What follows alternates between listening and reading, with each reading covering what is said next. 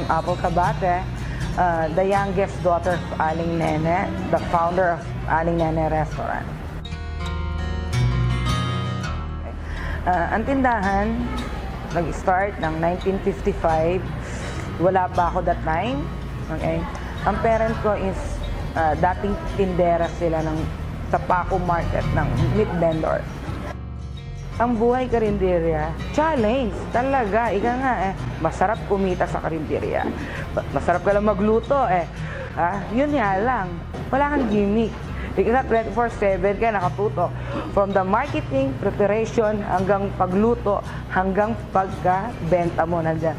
Ika nga yung tulog mo lang, konting oras lang. Yun ang karinderya.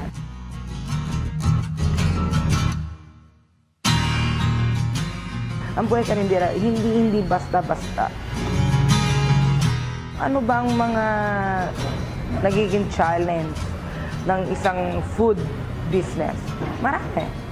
Unang-una, andyan yung meat control, lahat. Preparation, na kailangan fresh. Hindi kasi kami gumagamit ng mga alternative na frozen meat or mga preservative, wala. Sa amin kasi, sa product namin, usually lahat na ginagamit namin is fresh.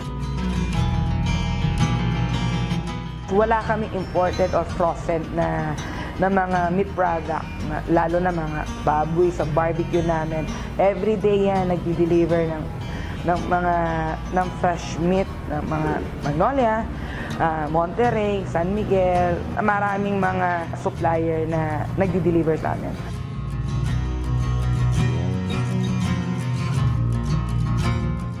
Kung magkakarinderya ka, kahit simple, marunong kang mag-isa, magluto, kaya mong pakainin ng customer mo nang may satisfaction.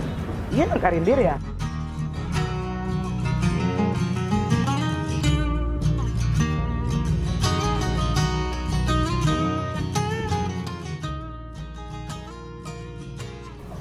Ako si Elvira Chavez. Nagkakarinderya ako ngayon sa Ismi Karinderya sa Caloocan City.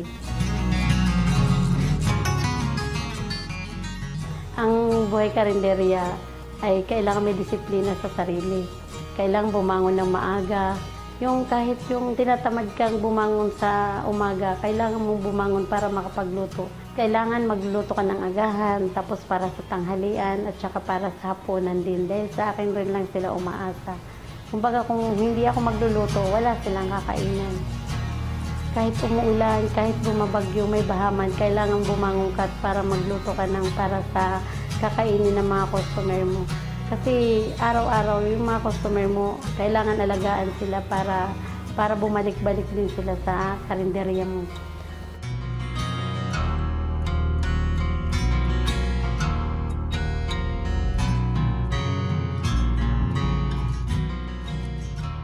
Kailangan din ng buhay karinderya, may sipag din at saka tiyaga.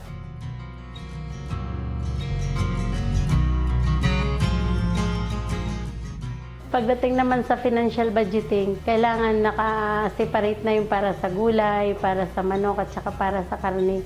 Kasi minsan, pag halimbawa hindi mo ma-separate yung mga ganyan, kinakapos ka rin sa mga pinamimili mo. Kasi dito na nakapokus ang aming mga pangangailangan lahat. Yung pagkuha ng baon sa mga anak ko sa eskwela, yung pambayad nila pang araw-araw ng mga gastusin, dito na namin kinukuha.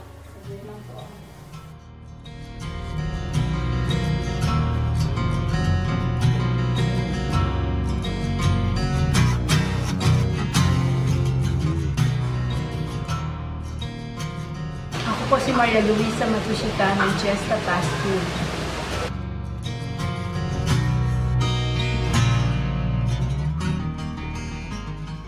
Ang buhay karinderya ay masaya.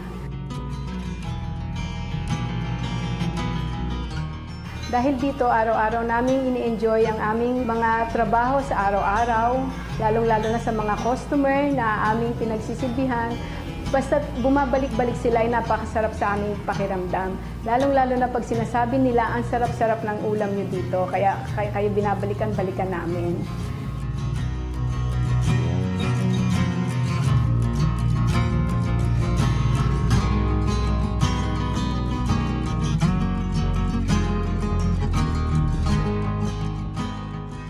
Ang sikreto ko sa pagiging Carinderia Queen na nakamit ko, tagumpay na aking pinamasa, ay ang maging confident ka lang sa sarili mo. Taasan naman din natin ang ating pangarap. Huwag mo natin ismulin ang sarili natin. Kung wala tayong tiwala sa ating sarili, lalong-lalo nang hindi magtitiwala sa atin ng iba. Ang pinagkakakitaan ko, dito ko na rin kinukuha lahat ng mga sa pag-aaral ng mga anak ko, sa araw-araw namin. Kaya kailangan pagsikapan ko talagang umunlad talaga. Ang sikreto ko sa aking tagumpay sa karinderya ay ang masarap na pagkain na aking hinahanda para sa mga customer na sila naman ay talagang nasisihan at bumabalik-balik.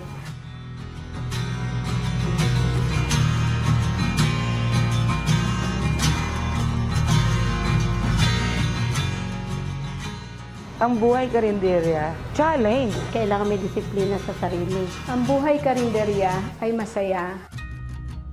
Ang buhay karinderya, Ito ang buhay ko. Ito na ang buhay ko.